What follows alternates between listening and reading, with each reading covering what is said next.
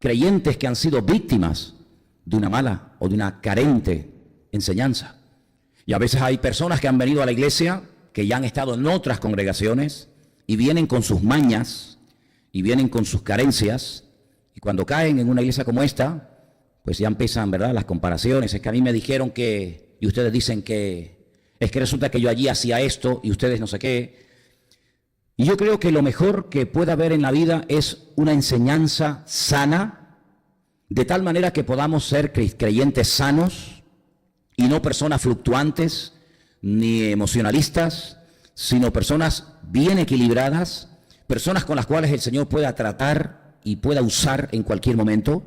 Y por eso pienso que es muy importante esta enseñanza de educación cristiana. Los 3 principios sobre los que vamos a basar esta enseñanza son los siguientes. Nosotros tenemos que tener claro nuestra relación con Dios. En segundo lugar, nuestra relación con los semejantes, con el prójimo, con los demás, y nuestra relación con nosotros mismos. Si tienes problema con uno de estos puntos, con una de estas áreas, tu vida en cualquier momento puede ser una bomba. Hay personas que dicen que su relación con Dios está bien, pero su relación con los demás es un desastre. Personas que no logran hacer amistades dentro de la iglesia, personas que juegan con sentimientos de personas dentro de la iglesia, personas que no saben lo que quieren, por muy cristianos que se llamen o que sean. Luego hay personas que tienen un desequilibrio interior impresionante. Aparentemente se llevan bien con los demás, pero con ellos mismos tienen unas guerras terribles. Y esos son los desequilibrios que muchas veces se producen en las congregaciones y en la vida de muchos creyentes. Porque nuestra vida, para ser una vida bendecida, una vida equilibrada, una vida sana, tenemos que tener claro estos 3 principios. Nuestra relación con Dios. ¿En qué está basada? ¿Cuándo empezó esa relación? ¿Cómo puedo mantener fresca y viva esa relación con Él? Mi relación con los demás. Yo les dije el domingo, solamente estoy recordando un poquito, que si usted simplemente lo que quiere es escuchar un buen sermón, no hace falta que venga a la iglesia. No hace falta. Hoy en día, los medios de comunicación, el internet, por ejemplo, nos permite estar sentado en el sillón de nuestra casa y en directo, en tiempo real, escuchar una enseñanza, un culto, ver a un predicador o lo que sea. Usted ya lo ha escuchado y ya está. Pero es que el Señor no ha diseñado la vida cristiana para que cada uno la viva encerrado en sí mismo. No, yo me quedo en casa, yo leo la Biblia, yo oro al Señor, yo pongo el internet para escuchar a fulano, a mengano, y cuando no me interesa no lo pongo, y así no tengo problemas con nadie. Probablemente no tenga problemas con nadie, el problema lo tiene usted con usted mismo. Porque si usted huye de los hermanos, si usted huye de la iglesia, es por algo. El Señor ha diseñado la vida cristiana para que la vivamos juntos, en armonía, dice la Biblia. Y por eso las cartas de Pablo, de Pedro, de Santiago, de Juan, hablan de cómo se tiene que vivir dentro de la comunidad, dentro de la iglesia, nuestra relación con nuestros hermanos mayores, los que empiezan, los que tienen a lo mejor un punto de vista diferente al que tú tienes, un estilo diferente al que tú practicas. Y es la iglesia el taller de Dios. Si usted no quiere cambiar, no venga a la iglesia. Porque a la iglesia, después de habernos convertido, y yo doy por hecho de que todos los que están aquí esta tarde ya están convertidos, si usted ya está convertido y quiere cambiar y quiere madurar, siga viniendo. Porque aquí usted va a poder crecer y tendrá oportunidades para ser tratada en su carácter. Y aquí tendrá la oportunidad de ser exhortado y corregido y amonestado, etcétera, etcétera. Pero si usted no quiere cambiar, no hace falta que venga. Porque a la iglesia, después de habernos convertido, no solamente venimos para escuchar un buen mensaje, un buen estudio, sino venimos para que el Señor trate con áreas de mi vida que en otras áreas y terrenos de la vida no van a salir.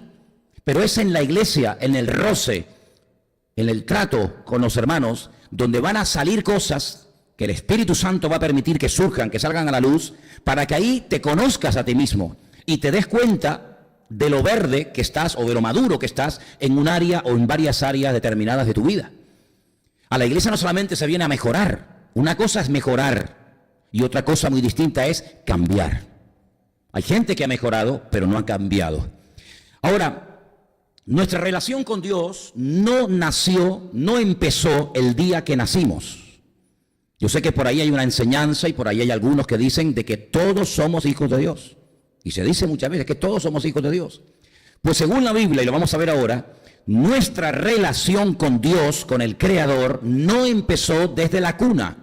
No empezó desde el día que hice la primera comunión, los que la hicieron. No empezó desde que yo era niño, sino que esa relación con Dios está basada en una experiencia que si usted no la ha tenido, difícilmente usted va a comenzar a conocer a Dios, porque para conocer a Dios el primer paso es encontrarme con Él y tener mi propia experiencia personal. Vamos a ir a Efesios, concretamente al capítulo 2. Efesios, por favor, capítulo 2. Vamos a leer los 10 primeros versículos, donde vamos a leer cosas, creo que muy interesantes, y que van a apoyar este primer punto que estamos tocando. Mi relación con Dios no empezó el día que nací físicamente. Puede ser que naciera en un hogar cristiano, donde incluso mis padres asistieran a la iglesia, donde tal vez mi padre era pastor o siervo de Dios, pero eso no significa nada.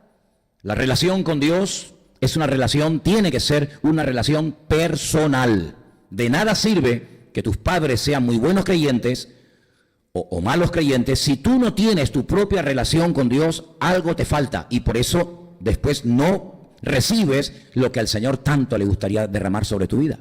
Efesios 2:1 dice: Él os dio vida cuando estabais muertos en vuestros delitos y pecados. Luego, aquí no habla de la vida física. Aquí no habla del nacimiento físico, hace 30, 40, 50, 60 años o los que sean. Habla de otro tipo de nacimiento, de otro momento de la vida. Él te dio vida a ti y a mí cuando estábamos muertos.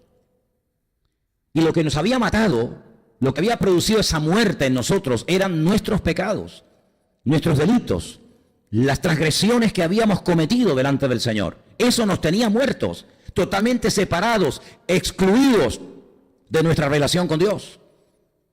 Y sigue diciendo el versículo 2, en los cuales anduvisteis en otro tiempo, siguiendo la corriente de este mundo, conforme al príncipe de la potestad del aire, el espíritu que ahora opera, que actúa en los hijos de desobediencia.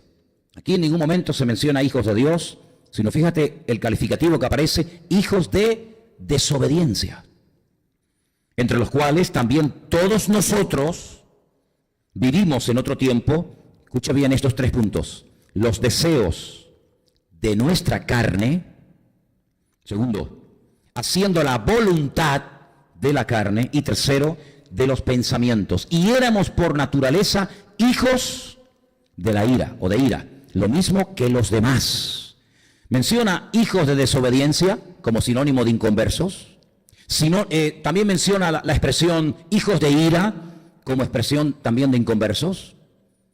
Y menciona 3 cosas fundamentales: los deseos de la carne, la voluntad de la carne, y menciona la mente, los pensamientos. Fíjate cómo involucra la mente, la voluntad, el ego, la carne. En ningún momento habla del espíritu, porque nuestro espíritu estaba muerto, porque estábamos muertos en delitos y en pecados, y por eso dice que Él es el que nos dio vida. Versículo 4, pero Dios, que es rico en misericordia, por su gran amor con que nos amó, aun estando nosotros muertos en pecados, lo vuelve a mencionar, nos dio vida juntamente con Cristo, y pone entre paréntesis, por gracia sois salvos. Y juntamente con Él nos resucitó, y asimismo nos hizo sentar en los lugares celestiales en Cristo Jesús. Nos dio vida, nos resucitó, nos dio una posición diferente, sentados en los lugares celestiales con Cristo, para mostrar en los siglos venideros las abundantes riquezas de su gracia en su bondad para con nosotros en Cristo Jesús. La expresión más repetida, más usada por el apóstol Pablo en esta carta es en Cristo, en Cristo, en Cristo. De hecho, les animo a que lean tranquilamente la carta de Pablo a los Efesios y vayan subrayando todas las veces que aparece la expresión en Cristo, en Cristo, en Cristo, para mostrar en los siglos venideros las abundantes riquezas de su gracia. Porque por gracia sois salvos por medio de la fe, y esto no es de vosotros, pues son de Dios, no por obras, para que nadie se gloríe, porque somos hechura, otra versión dice somos poema suyo, creados en Cristo Jesús para buenas obras, las cuales Dios preparó de antemano para que anduviésemos en ellas. De los 3 puntos principales que vamos a estar tocando Dios mediante en los próximos días, próximos cultos, nuestra relación con Dios, nuestra relación con los demás y nuestra relación con nosotros mismos, hoy vamos a enfatizar el primer punto, nuestra relación con Dios, que como acabo de decir, no empezó el día que nacimos, sino más bien el día que nacimos de nuevo, el día que le conocimos, el día que le aceptamos, el día que rendimos nuestra voluntad y nuestros deseos a Él y pasamos, como dice una expresión, de muerte a vida. Ahora, quiero ponerles una imagen para que ustedes vean qué es lo que ocurrió, o qué es lo que ocurría, mejor dicho, antes de conocer al Señor, cómo nuestro ego estaba sentado sobre nuestra vida, sobre nuestra voluntad. Ahí tenéis una imagen, un pequeño gráfico, donde veis una silla, ¿vale? Esa es tu voluntad, esa es tu vida, y esa que es el ego es yo en griego, era el que dominaba tu vida. La cruz, vamos a decir que representa a Cristo, está fuera.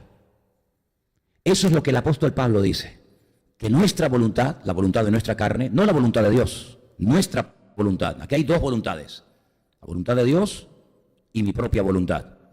Dios no anula ni antes ni después, subrayo, ni antes ni después el Señor anula nuestra voluntad cuando nos convertimos. Después de convertirnos, nuestra voluntad sigue estando ahí. Si quieres ver un ejemplo de este choque de voluntades que en un momento determinado pueden existir, vete al Getsemaní y encontrarás al mismísimo Señor Jesucristo diciendo aquella famosa frase de Señor o Padre, no se haga mi voluntad, sino tu voluntad. Estaba la voluntad del Padre y en ese momento estaba la voluntad personal de Jesús, del Cristo, del Hijo, que tenía que ser rendida y tenía que ser sometida a la voluntad del Padre, aunque la voluntad del Padre en ese momento era que muriera, ¿vale? Por lo tanto, durante muchos años de nuestra vida hemos vivido así. Nosotros hemos sido el centro. Lo que yo quería es lo que hacía. Lo que a mí me gustaba es lo que yo hacía o probaba. A donde yo quería ir, yo iba. En otras palabras, yo era el dueño de mi vida. Yo era el que decidía a dónde iba, a dónde no iba, qué compraba, qué no compraba, qué hacía con mi vida, qué hacía con el dinero, qué hacía con mis talentos, qué hacía con mi familia. Yo era el dueño de mi vida. Yo era un egocéntrico. Cristo no pintaba nada. Cristo no había entrado en mi vida. Cuando Él entra a mi corazón, porque yo le he invitado, yo le he pedido que el Señor entre a morar dentro de mí, mi voluntad no queda anulada. No es que en el momento en el que yo me convierto, ya no puedo, bajo ningún concepto, echar mano nuevamente de mi voluntad. Queda totalmente anulada. ¿Quién te dijo eso? En ningún momento. En ningún momento el nuevo nacimiento anula la voluntad humana, la voluntad de la carne. Está ahí. ¿Y ahora cómo trato con eso? Ahora que quiero que no sea yo el que estoy sentado en el trono de mi voluntad, sino que sea el Señor el que sea el dueño, el amo de mi vida, ¿cómo hago cuando mi voluntad es diferente a la voluntad de Dios? Bueno, aquí estamos, con la palabra de Dios abierta y tratando de buscar luz y salida y pasajes bíblicos que nos muestren cómo puedo lidiar con lo que la Biblia llama la carne. Ahora, antes de definir lo que es la carne, porque quiero que dejemos bien claro de qué estamos hablando. Porque es algo que aparece por todas partes. Aquí hemos visto la voluntad de la carne, los deseos de la carne. Si lees, por ejemplo, otras epístolas, como por ejemplo la carta de Pablo a los Romanos, vas a encontrar que el término carne aparece por todas partes. Los que andan según la carne no pueden ser hijos de Dios, los que, ¿verdad? Continuamente, antes de dar una definición de lo que es en sí la carne, quiero que leamos otro texto que nos va a ayudar para entender lo fuerte que es la voluntad humana. Primera de Juan 2:16. Primera de Juan, casi al final de la Biblia, capítulo 2, versículo 16, donde él añade algo muy interesante que no tenemos que pasar por alto. Primera de Juan, capítulo 2, versículo 16. Y dice así: no améis al mundo. No améis al mundo. su estilo de vida, los valores, lo que nos intentan imponer sí o sí a la fuerza, te guste o no. Las comidas del mundo, como decía este hermano que nos visitó recientemente en la iglesia, ¿verdad? No améis al mundo ni las cosas que están en el mundo. Y ahora dice algo tremendo. Si alguno ama al mundo, el amor del Padre no está en él. Así de claro. Si alguno todavía ama al mundo o las cosas de este mundo, es atraído, es seducido continuamente por el sistema de valores del mundo, por el estilo de vida del mundo, dice literalmente la Biblia que Dios, el Padre, no está con esa persona. Amigo, pues esto es una evidencia clara para saber quién es y quién no es un verdadero hijo de Dios. Y ahora dice algo muy interesante en el versículo 16, porque todo lo que hay en el mundo, y ahora mira qué frases utiliza, todo lo que hay en el mundo, los deseos de la carne, ya esa frase la habíamos leído en Efesios, ¿verdad? Los deseos de la carne, los deseos de los ojos, eso no lo dice Efesios. Por eso muchas veces es importante buscar en un sitio, buscar en otro, ir a un pasaje, ir a otro pasaje para enriquecer el tema que queremos tocar. Los deseos de los ojos. Oye, también los ojos desean. ¿Ah? Los ojos, dice la Biblia en Eclesiastés, son las ventanas, ¿verdad? Son las ventanas a través de los cuales entran deseos que si no miraras, no desearías. Eva dice que antes de comer, miró. Y después de mirar, deseó. Si no hubiera mirado, si no hubiera entrado por la ventana, que son los ojos, ese anhelo, ese deseo de comer, no hubiera pecado ni se hubiera rebelado contra el Señor. Hay un refrán que dice, lo que no ven los ojos, no lo desea el corazón, ¿vale? Deseos de la carne, deseos de los ojos, dice, y añade una palabra muy interesante, la vanagloria. La vanagloria de la vida, dice, estas tres cosas no provienen del Padre, sino del mundo. Es decir, que cuando yo anhelo y amo y deseo y me dejo seducir y arrastrar y cautivar por las cosas del mundo, eso no viene de parte de Dios. Ahí no tienes que complicarte la vida y comenzar a orar y decir, Señor, ¿esto que estoy sintiendo será de Dios? ¿Será mío? ¿De quién viene esto? Bueno, si sientes amor y atracción por el mundo, por las cosas del mundo, por la forma como el mundo vive, etcétera, etcétera, eso no viene del Padre. Dios no te está poniendo en tu corazón que peques, que robes, que hagas cosas contrarias a lo establecido por el Señor. Y el mundo pasa y sus deseos, pero el que hace la voluntad de Dios permanece para siempre. Hay una estabilidad, una firmeza, una constancia en la persona que hace la voluntad de Dios. Ahora bien, vamos a definir lo que es la palabra carne. Como es una definición un poquito extensa, pero muy bonita y muy interesante, le he pedido a Saray que nos la ponga ahí en la pantalla, para que todos, si queréis, la podamos leer en alta voz. ¿Os parece? Ahí la tenemos. La carne es, léalo conmigo, la fuerza interior compulsiva, heredada de la caída del hombre, que se expresa en rebelión contra Dios. ¿La podemos leer otra vez? ¿Qué es la carne? Es la fuerza interior compulsiva, heredada de la caída del hombre, que se expresa en rebelión contra Dios. La fuerza de la carne, la voluntad de la carne es impresionante. Si alguno se está preguntando, bueno, yo después de haberme convertido al Señor y de seguir manteniendo esta lucha con la carne, y no a todos nuestra carne nos pide lo mismo. Algunos de ustedes a lo mejor sienten atracción o tienen deseos, su carne me refiero, de hacer ciertas y determinadas cosas que para ti son tentaciones, pero que para el que está a tu lado a lo mejor no es, o viceversa. Las tentaciones en cierto sentido son proporcionales a la antigua vida que llevaste. El que estuvo en la droga, evidentemente, le va a tentar a él o a ella más el tema de la droga que a una persona que nunca estuvo en ese tema. No estoy diciendo que no le puede tentar a una persona que nunca estuvo en la droga, pero es mucho más fácil y más normal que le tiente la droga a uno que la probó que a uno que nunca la probó. Es decir, Satanás, cuando nosotros nos convertimos, no nos perdió el rastro. Él sabe que huimos de su territorio. Y él, como perro sabueso, te ha seguido el rastro y sabe dónde te congregas y dónde vives. Y sabe perfectamente durante años qué es lo que practicaste y qué es lo que hacías y a dónde ibas y con quién te juntabas y cómo era tu vida. Él lo sabe perfectamente porque él fue el que fue guiando tu vida, utilizando tu voluntad, que tú creías que eras tú el que la usaba, pero muchas veces era el maligno el que usaba su voluntad, haciéndote creer que eras tú el que decidías y tú eras un esclavo, porque la Biblia dice que el que comete pecado es esclavo del pecado que comete. Y ahí todos entramos en el mismo saco. Porque el pecado que yo cometí me hizo esclavo de ese pecado. Y el que tú cometiste te hizo esclavo de ese pecado. Y así absolutamente todos podemos decir que espiritualmente hablando, durante un largo tiempo de nuestra vida, todos fuimos esclavos. Absolutamente todos.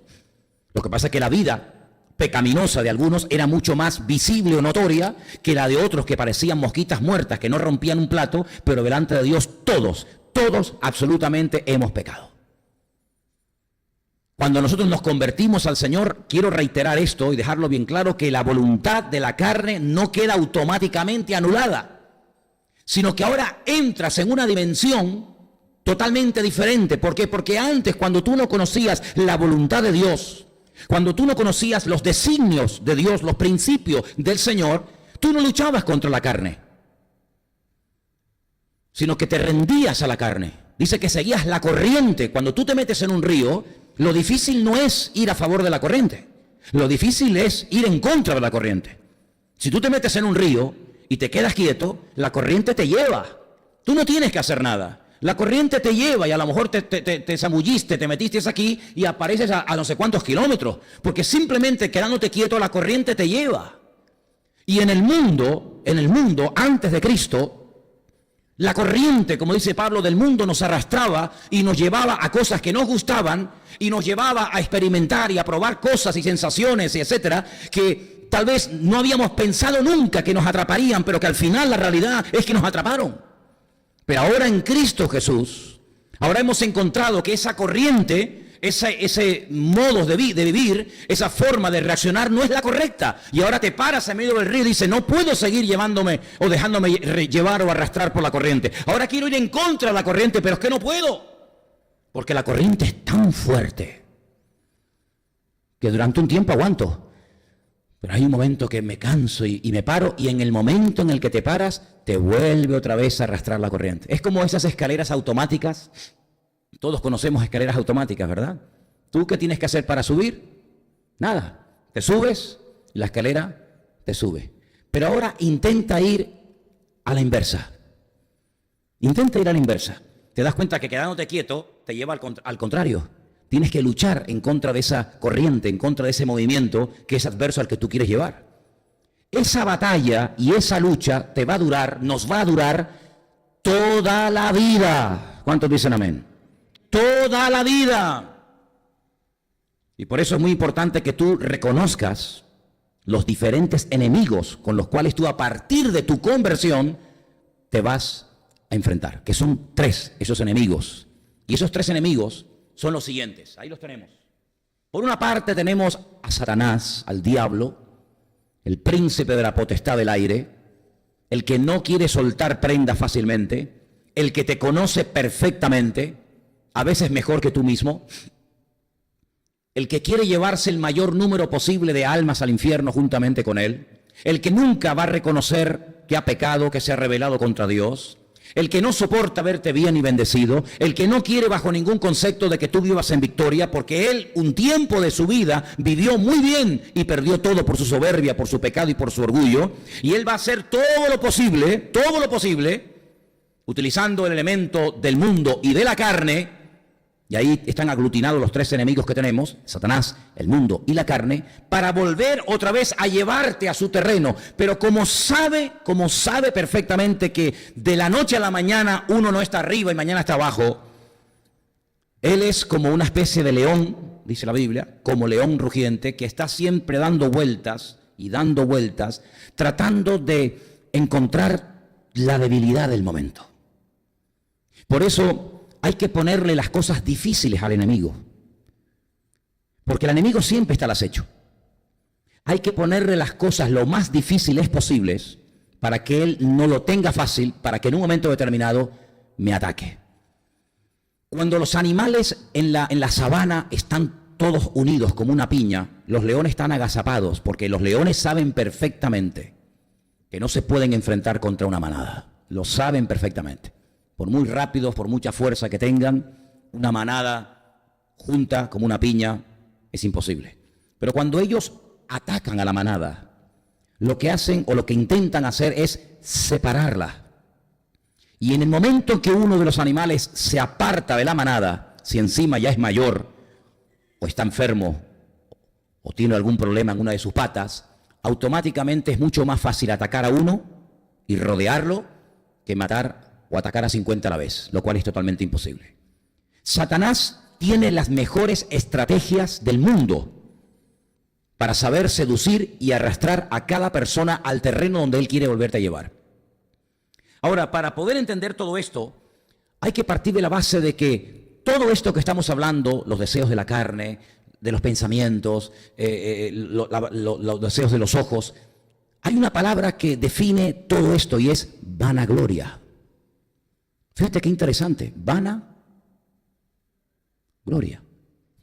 No es gloria, es vana.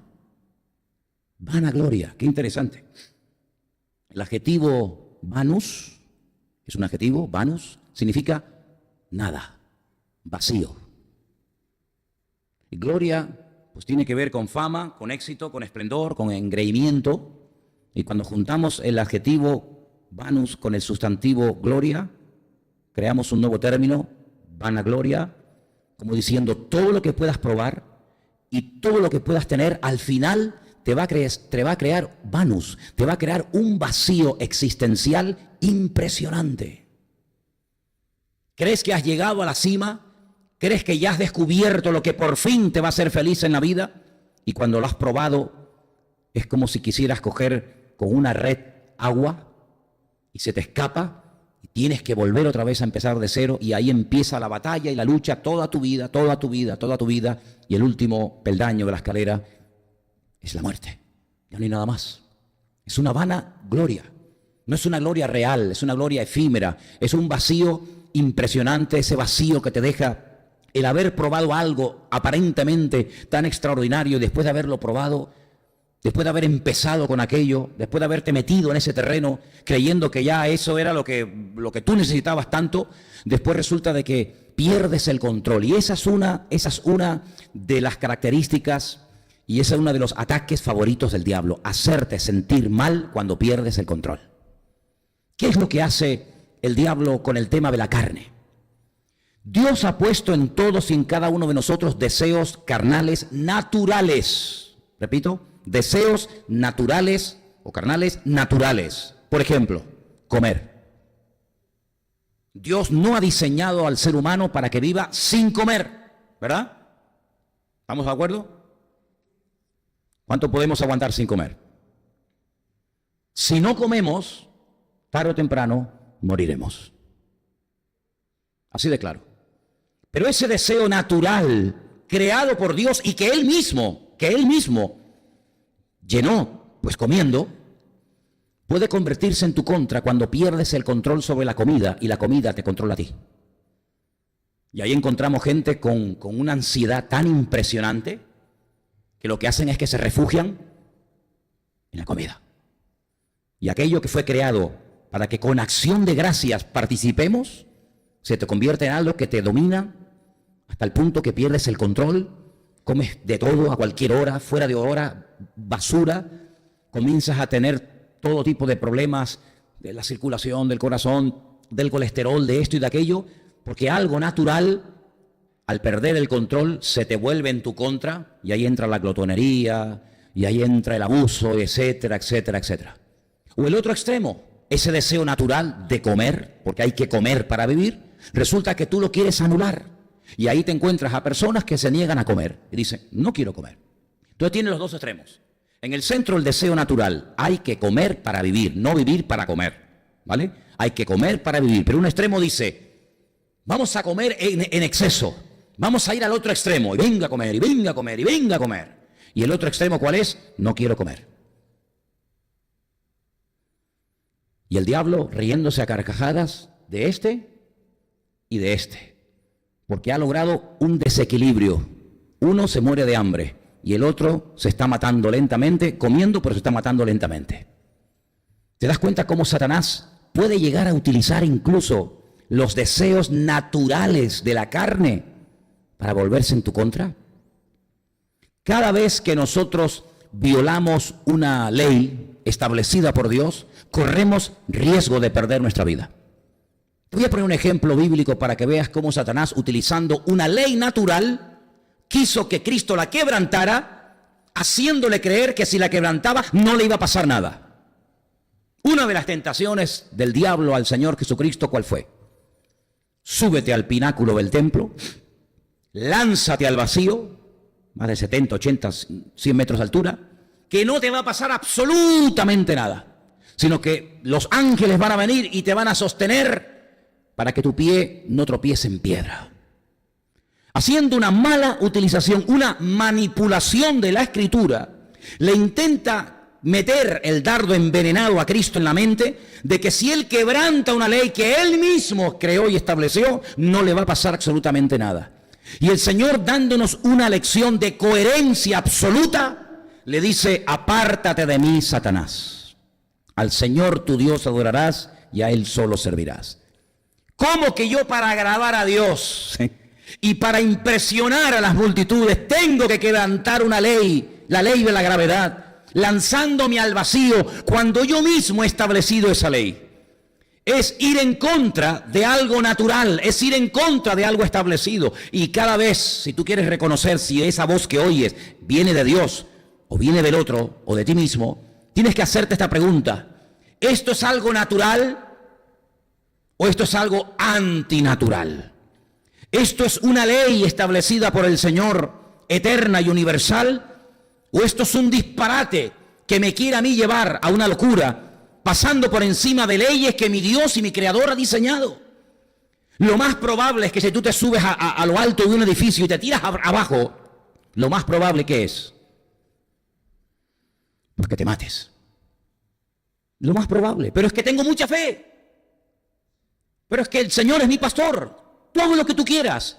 Pero cada vez que tú quebrantas una ley natural, física, espiritual o de la índole que sea, te la estás jugando, querido amigo.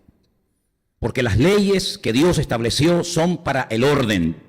Y Satanás es un experto en el hecho de que quebrantemos las leyes. Quebrantar la ley trae consecuencias negativas, efectivamente. Cada vez que quebrantamos una ley moral, espiritual o de la índole o circunstancia que sea, te estás jugando tu integridad física y espiritual. Estás corriendo serio peligro, como aquel ejemplo que les conté de aquellos jóvenes que querían ir a un culto hace muchos años y no podían ir a la iglesia porque la corriente del río era tan tremenda que rompió el puente. Pues ellos oraron y dijeron: bueno, Señor, nuestro deseo es ir a la iglesia al culto, pero no podemos ir porque el puente se lo llevó la corriente. Pero tu siervo Pedro un día caminó por encima de las aguas y oramos para que tú, Señor, vuelvas a producir ese milagro en nosotros. Y ellos se metieron en el río. Y esto fue verdad. En Indonesia, los chicos terminaron pues perdiendo la vida porque quebrantaron una ley. Y cuando quebrantamos una ley, las consecuencias a corto y a largo plazo pueden ser terribles. La diferencia muchas veces entre las leyes naturales y las leyes espirituales es la siguiente. La ley natural es inmediata, la ley espiritual a veces es a largo plazo. Me explico.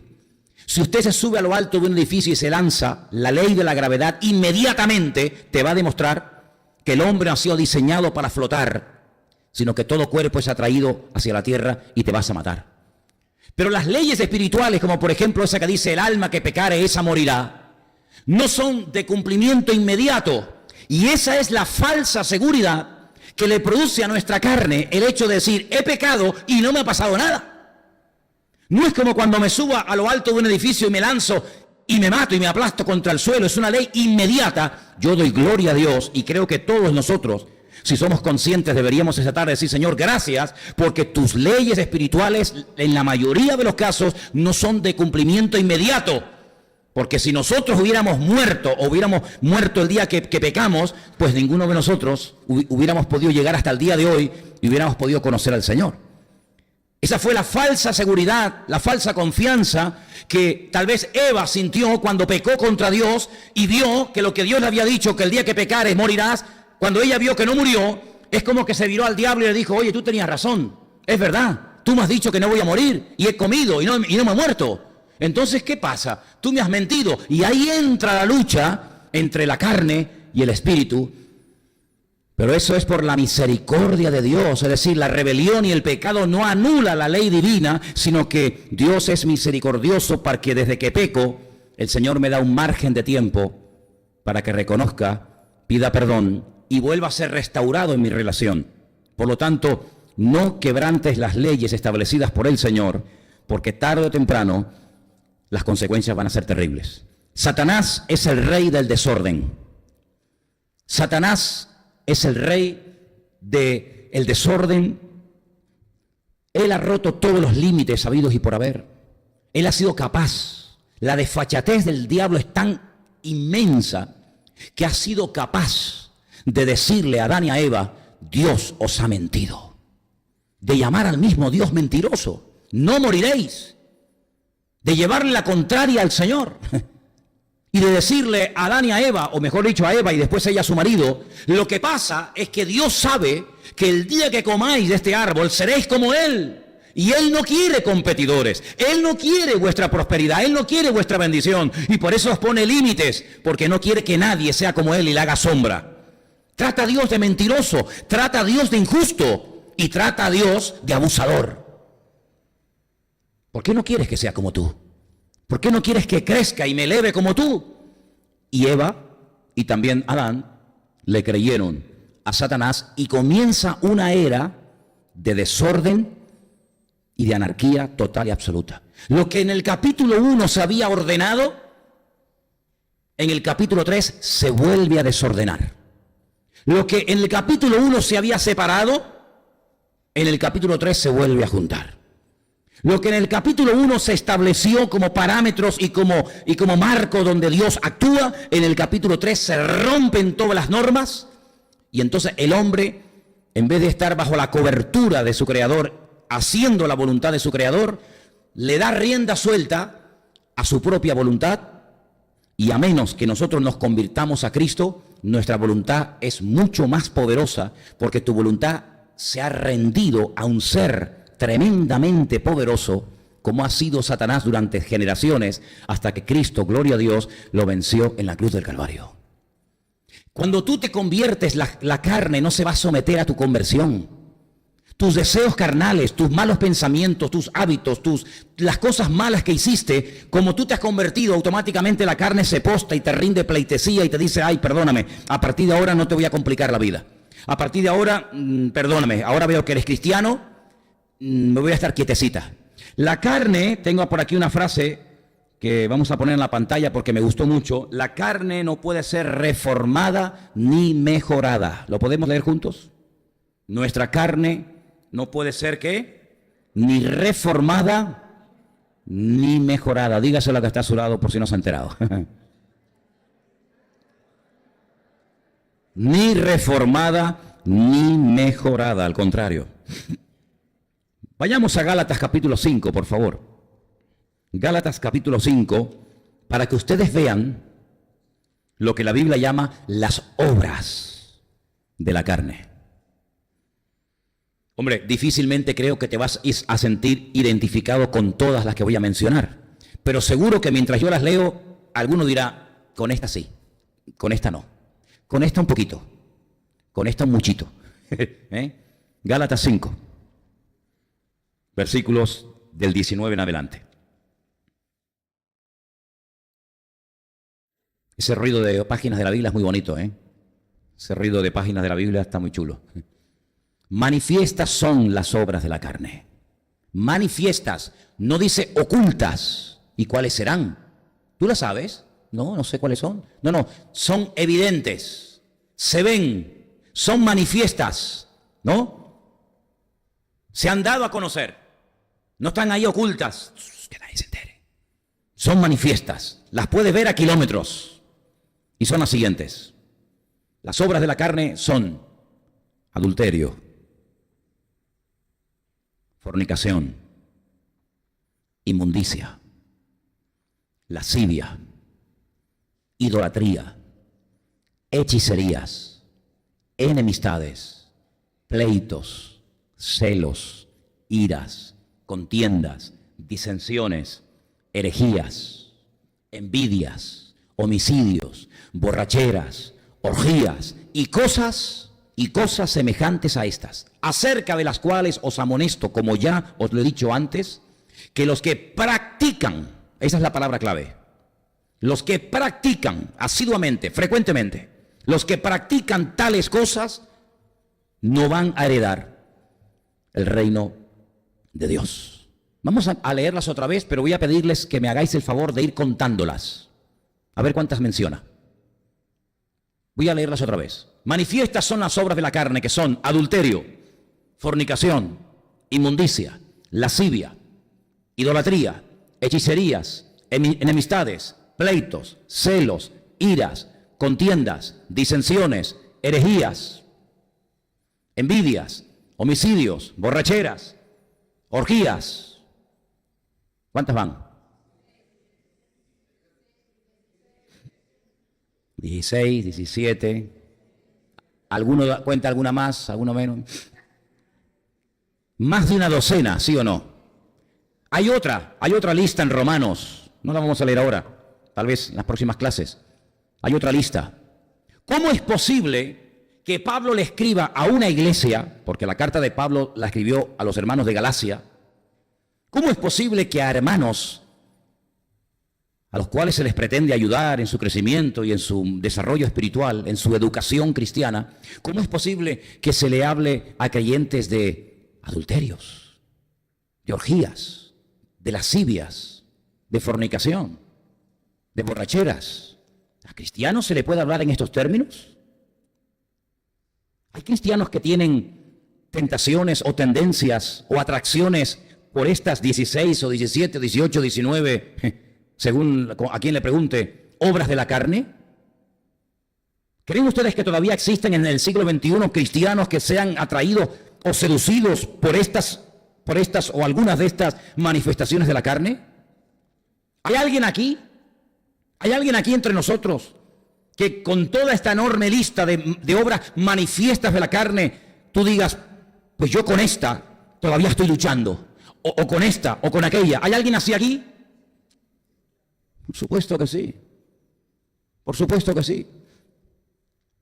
El mismo apóstol Pablo, lean tranquilamente durante toda la semana. Yo les voy a dar recetas. Saben que cuando se va al médico, los médicos dan recetas. Yo le dije, tiene poca fuerza, se encuentra cansado, quiere tener vitalidad física. Salmo 92, por la mañana, por la tarde y por la noche, 3 veces al día, como los médicos. Por la mañana, por la tarde, por la noche, Salmo 92. Va a tener la fuerza del búfalo, dice la Biblia. Eso dice la Biblia. La fuerza del búfalo. Bien. Yo le voy a pedir ahora que durante toda esta semana, hasta la semana que viene, jueves, usted lea cada día Romanos capítulo 7. Romanos capítulo 7. Y usted va a encontrar ahí cómo el mismísimo apóstol Pablo pone su corazón encima de la mesa y dice, hermanos, a mí me está pasando esto. Yo tengo una lucha conmigo mismo impresionante. Yo tengo una lucha que consiste en que lo que quiero hacer me cuesta una barbaridad hacerlo. Y lo que no quiero hacer, lo estoy haciendo. Y claro, nosotros no conocimos al apóstol Pablo en persona. Pero ustedes imagínense escuchar a este pedazo de hombre de Dios decir en público semejante cosa como la que les acabo de mencionar. Pero es que resulta, es que tú y todos y cada uno de nosotros, en mayor o en menor medida, nos sentimos identificados con este hombre, ¿sí o no? Oiga, es que Pablo, no, pues vamos a ver, espérate un momento. Es que tú todo lo que quieres hacer lo haces. Es que tú no hay un momento en el día o en la semana o en el mes que has hecho cosas que en el fondo sabes que no se deben de hacer, pero las haces. Pues entonces nos viene de maravilla saber que hasta el mismísimo apóstol Pablo tenía estas luchas y estas batallas consigo mismo. Pero claro, también hay un capítulo 8, gloria a Dios, donde vemos cómo hay una salida y cómo hay una esperanza, porque si no hubiera una esperanza, una salida y un remedio al tema de la carne, apaga la luz y vámonos. Seríamos los más desgraciados de la vida, porque estamos luchando contra un enemigo que por mucho que luches y por mucho que pelees, nunca vas a poder superar ni someter. Por lo tanto, ¿para qué oramos? ¿Y para qué leemos la Biblia? ¿Y para qué venimos aquí si al fin y al cabo la batalla está perdida? No, espérate, estamos hablando de la realidad de la carne, de sus deseos, de sus pasiones, de la vanagloria, de esa fuerza compulsiva interior que te lleva a cosas tremendas. Pero cuidado, hay victoria, hay salida, hay esperanza, hay solución en Cristo Jesús, Señor nuestro. ¿Cuántos dicen amén? Ya llegaremos ahí. Ahora, una de las cosas que son importantes en todo esto es algo muy sencillito, pero yo creo que puede ayudar mucho. Yo creo que a veces en lo sencillo está lo profundo. Saber diferenciar entre lo necesario y lo innecesario. Saber diferenciar entre lo natural y lo antinatural. Eso es algo muy importante. Saber diferenciar, llegar a un punto de decir, bueno, esto que yo siento es natural. Si yo tengo hambre, come, hijo, come, ¿no? Si tu hijo te pide pan, pues dale pan. Si tu hijo te pide un pescado, dale pescado. Es natural, claro. Si tengo frío, pues el cuerpo te está diciendo, oye, tápame, abrígame. Si el cuerpo empieza a sudar y te está mostrando que tiene calor, pues hombre, ya sabes lo que tienes que hacer. Si en el matrimonio tu marido tiene ganas de tener relaciones contigo, mujer, pues es que es normal. Es que es normal. Y si tu esposa quiere tener relaciones contigo, es que es normal. Es el deseo natural, dice la Biblia. Y el marido, dice la Escritura, tiene que cumplir el deber conyugal con su esposa. No, es que estoy ahora en el espíritu. Yo desde que me convertí, estoy solamente en el espíritu. Ya, yo es que no he llegado todavía a ese nivel, ¿sabes? Yo aún estoy aquí. Vale, échame un hueso de vez en cuando. Échame un huesito. ¿Vale? Es natural. Lo que no es natural es que todo el santo día tú estés pensando en el sexo. Lo natural es que tu marido quiera estar contigo. Y hermana, dele gloria a Dios que su marido quiere estar con usted. Porque tú dices, oye, una pregunta, ¿tú nunca tienes ganas de estar conmigo? ¿A ti qué te pasa? ¿Tú qué estás haciendo? ¿No? Eso es lo natural, es lo que Dios ha establecido. Dice, y no os neguéis. Es que dice más la Biblia. Es que la Biblia es muy interesante. Dice, y no os neguéis el uno al otro. No castigues nunca a tu marido, ni castigues nunca a tu mujer, absteniéndote de atenderla sexualmente. Porque es que es bíblico. Dice, a no ser, cuidado, a no ser de mutuo consentimiento. Porque oye, estás en un tiempo de oración, de ayuno, de búsqueda sincera del Señor y quieres estar ahí, de acuerdo, pero cuidado. Después os volvéis a juntar en uno para que Satanás no os tiente debido a vuestra incontinencia. Ay, amigo, ¿vale?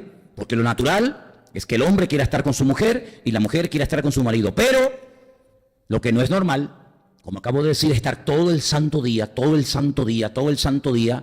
con el tema del sexo. Lo que no es normal, que quieras estar con otros hombres o con otras mujeres. Lo que no es normal es que a ti el sexo te domine en vez de tú dominarlo, como tienes que tener control y dominio, porque el Señor te ha dado poder y autoridad para ser cabeza y no para ser cola de nada ni de nadie. ¿Cuántos dicen amén? Entonces, el saber diferenciar, ¿esto es algo natural? Oye, pues sí. No, esto ya se pasa, como decían las señoras mayores, de castaño oscuro. No decían así las señoras. Esto se pasa de castaño oscuro. Esto no es normal, tú. Una pregunta, ¿esto es necesario? ¿El comer ahora al mediodía juntos en casa? Pues sí, hijo, es necesario, ¿sabes? Y es bonito estar juntos comiendo. Pero esto de que te levantes por la noche 30 veces a comer, y venga a comer, y venga a comer, y venga a comer, y ahora un pastel, y mañana otro, y ahora... Esto no es normal, tú. Esto no es normal. Esto no es natural. Que tú tengas hambre y que un día te quieras comer un pastel y que un día quieras comerte una buena comida, sí, no hay problema. Pero cuidado, porque en el momento en el que de lo natural se pasa a lo no natural, a lo antinatural, y en el momento en que se pasa de lo necesario a lo innecesario, cuidado porque estás abriendo una brecha al enemigo donde por lo natural aparentemente se te mete y se te vuelve en tu contra y pierdes el control. Ahora, una de las mejores maneras, aparte de estos principios elementales para diferenciar una cosa de otra, una de las mejores maneras de matar a la carne, ¿sabes cuál es?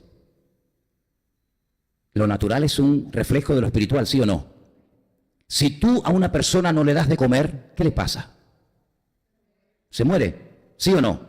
¿Habrá alguna posibilidad de que una persona sin comer pueda vivir toda la vida? Ninguna. Ninguna. Luego, si el Señor nos muestra que no comiendo podemos morir, ¿por qué no trasladamos lo natural al terreno de lo espiritual? Y decimos, si el Señor me enseña a mí que no comiendo me muero, yo lo que voy a hacer a la carne, a ese ego, a ese deseo descontrolado por lo sexual, por la bebida, por la comida, por la lujuria, por lo que sea, lo que voy a hacer es exactamente lo mismo. Le voy a matar de hambre. Entonces, si yo tengo un problema con el sexo y me meto en internet y estoy todo el santo día buscando y viendo y por aquí y por allá, lo que tengo que hacer es cortarlo para no darle más comida y para no darle más leña al fuego, y de esa manera voy matando y matando y matando. Claro, vamos a ver, habrá una lucha increíble, pero tarde o temprano la carne se debilita. La carne se debilita cuando no muere. Y comienzas a perder equilibrio, y comienzas a perder fuerza, y comienzas a ser otra persona, porque tu cuerpo no le estás dando lo que te necesita, y lo matas. Pues espiritualmente hablando exactamente igual. Si yo me reúno en un lugar a una hora con una serie de personas a hablar o a hacer una serie de cosas, y eso me lleva a perder el control sobre mi debilidad humana, carnal, pues lo que tengo que hacer es hacer absolutamente todo lo contrario, para ir poco a poco sustituyendo mis deseos carnales por deseos espirituales y deseos que tienen base bíblica. ¿Cuántos dicen amén? ¿Cuánto tiempo lleva esto? Cada persona es un mundo. Cada persona es un mundo. Pero lo que está bien claro es que si tú quieres dejar un pecado, cuanto más lejos del pecado, mejor. ¿Significa eso que porque yo estoy lejos de ese pecado, automáticamente ya ese pecado no me tienta? No, no nos engañemos. Seamos realistas, no estemos aquí hablando de fábulas. Pero hay muchas más posibilidades de que si yo tengo un problema con el sexo y me alimento a través del internet, si yo no tengo el internet, le será mucho más difícil a mi carne alimentarse de ese medio que si lo tengo delante las 24 horas del día. Hasta que se equilibre la balanza, hasta que tú llegues a tener el control en el nombre de Cristo, lo mejor es tomar medidas preventivas. Hasta que tú después puedas volver otra vez, como dijo el Señor, vete y no peques más. El pecado está allá afuera, pero yo no voy a pecar más. ¿Por qué? Porque ahora el Señor conmigo, ahora todo lo puedo en Cristo que me fortalece. Matar a la carne de hambre, no suministrándole, no dándole lo que te pide, haciendo la ley del opuesto, de lo contrario. ¿Quieres ver esto? Pues no lo vas a ver. ¿Quieres tomar esto? Pues no lo voy a tomar. ¿Quieres ir al sitio? Pues no voy a ir. ¿Quieres que tal? No lo voy a hacer. Y es una lucha tremenda, pero cada vez la carne se va a ir debilitando hasta que llegue un momento en que la haga así y diga, soy libre en el nombre de Jesús. Gloria a Dios. Qué lástima que no esté toda la iglesia escuchando esto, de verdad. Qué pena, ¿eh? Por favor, hacerle llegar esta enseñanza a todos los que no están aquí esta noche. Darme unos minutos más, por favor. Hemos leído las obras de la carne. Quiero que vayamos a algunos versículos. Seguimos en Gálatas, capítulo 6, 7 y 8. Gálatas 6, 7 y 8. Pablo es muy claro con este tema de la carne, con este deseo del ego. Y dice, no os engañéis, Dios no puede ser burlado. Categórico. Todo lo que el hombre sembrare, eso también segará. El que siembra para su carne, de la carne segará ¿qué? Corrupción. Mas el que siembra para el Espíritu, del Espíritu segará vida eterna. Cuando tú has sembrado un modelo, un estilo de vida, una forma de actuar, una forma de pensar, una forma de comportarte, una forma de vivir, lo normal es que con el tiempo lo que tú sembraste, aunque ya te hayas olvidado, lo normal es que surja la cosecha de lo que tú previamente has sembrado. Porque la cosecha no es inmediata. Ninguna cosecha es inmediata. No hay ningún elemento, no hay ninguna fruta, ninguna verdura, no hay nada que tú siembres y que automáticamente al día siguiente puedas cosechar. Ninguna. Hay un margen de tiempo entre la entre la siembra y entre la cosecha. A veces de meses, ¿vale? Exactamente igual ocurre con lo espiritual. ¿Cómo es posible que si estoy orando, estoy congregándome y estoy leyendo la Biblia, cómo es posible que a mí todavía me surjan cosas de hace 5 años? Claro, porque la siembra es inmediata. Si la lías, la liaste. Si lo hiciste, ya está. Pero la cosecha es a posteriori. La cosecha viene después y te va a alcanzar. Y cuando te alcance, y vamos a hablar la semana que viene de qué tengo que hacer cuando la cosecha que sembré hace años atrás resulta que hace pum, y tú dices, ahí va. Pero si esto es algo que yo pensé que tenía superado. Una cosa es lo que tú pensabas y otra cosa es la realidad del mundo espiritual. El mundo espiritual tiene sus leyes como el mundo físico las tiene. Si tú sembraste algo negativo, algo antibíblico, rompiste una norma, cruzaste una frontera espiritual, etcétera, tarde o temprano en el camino te puede llegar a encontrar y a estorbar eso eso que tú sembraste en su momento.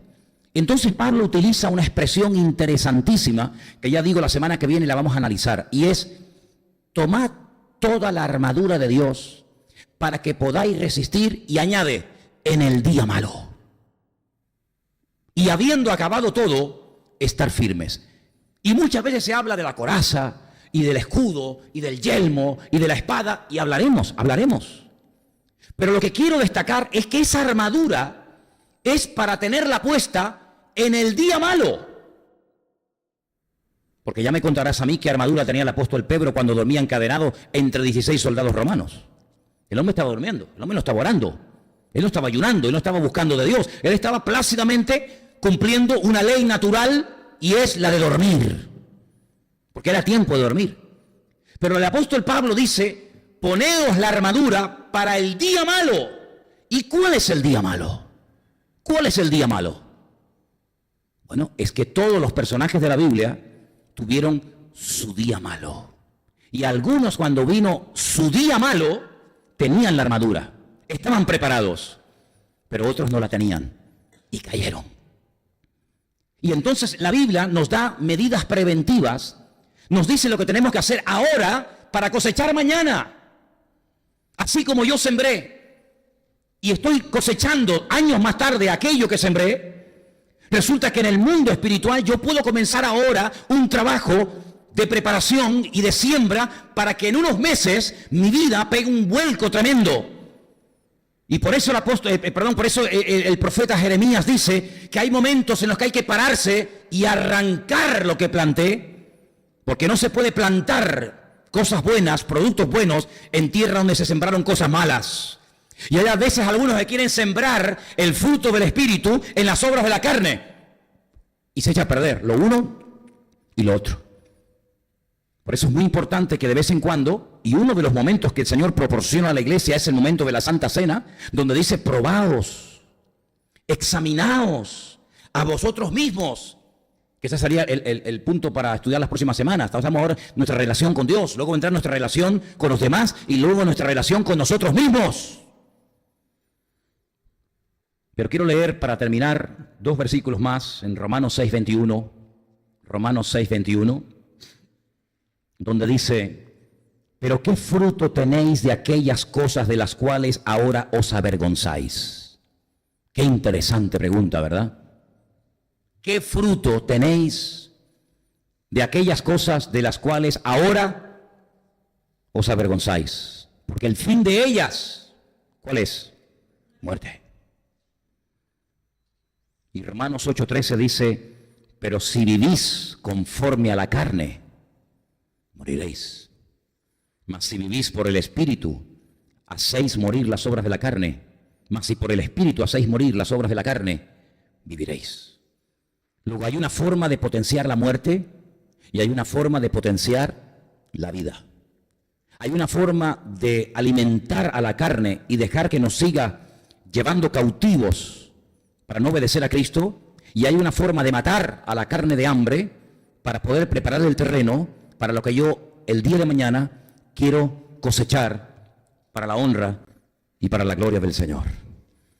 Y la semana que viene, porque se nos ha ido el tiempo, vamos a ver algunas salidas, algunas opciones que nos da la Biblia. Concretamente tengo apuntada aquí en esta última página 7 salidas, 7 opciones para poder superar la carne. Hemos dado algunas pinceladas en esta tarde: matar a la carne de hambre, cambiar de ambiente, cambiar hábitos mundanos por hábitos espirituales. Pero la próxima semana, con Biblia en mano, con la Biblia en la mano, he hecho una selección, creo que muy buena, de textos bíblicos para que podamos ir trabajando en este área en la que todos, absolutamente todos y cada uno de nosotros, nos sentimos, unos más, otros menos, identificados, porque todos luchamos con la carne.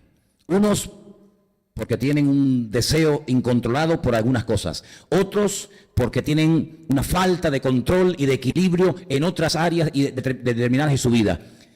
Pero la Biblia a todos los hijos de Dios, a todos y a cada uno de nosotros, nos da la salida y las herramientas para que no seamos víctimas de lo que durante tantos años nos dominó y nos controló, sino que podamos superar, no mejorar, porque yo quiero dejar bien claro esto, que no es cuestión de mejorar, de portarnos bien, no.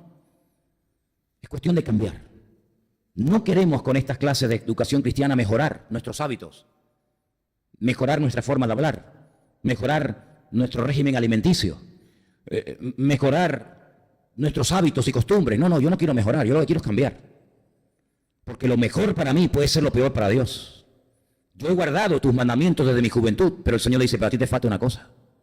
Claro, tú tienes un concepto de que tú lo has cumplido todo, pero sin embargo notas que te falta una cosa. ¿Y qué es? Esto y esto. Es decir, con tu línea, con tu patrón de conducta religiosa, al fin y al cabo,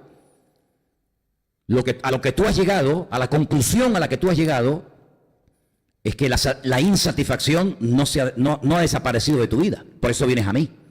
Yo he guardado todo esto desde mi juventud, pero ¿qué tengo que hacer? Y el Señor le dice: lo que tienes que hacer es esto y esto. Y entonces en la Biblia encontramos lo que tenemos que hacer para poder superar este tema, y con la ayuda del Señor podremos vencer a estos 3 enemigos.